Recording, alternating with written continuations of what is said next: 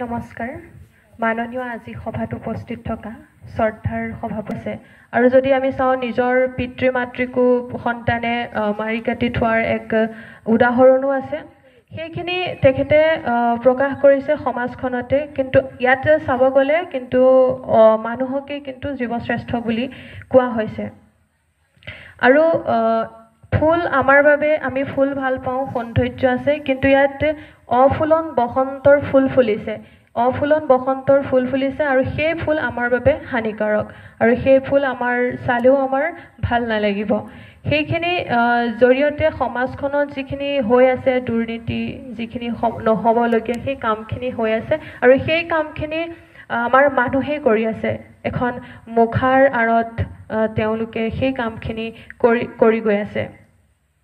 আৰু তেখেতৰ কবিতাসমূহ বহুমুখিতাৰে ভৰপুৰ আৰু তেওঁ কবিতাখিনি আমি যদি চাওঁ জ্যোতি চিহ্ন আনকি শিৰোনামো তেখেতে জ্যোতি চিহ্নখিনি খুব কম ব্যৱহাৰ কৰিছে আৰু মানে পাঠকলৈ তেওঁ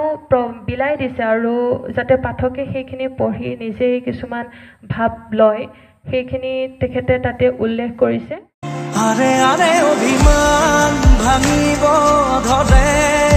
তুমি অহাৰ অনুমান পালে মৰমৰে বাগিচাত পখিলা উৰে আধৰুৱা কবিতাই জানে সাৱটিব ধৰা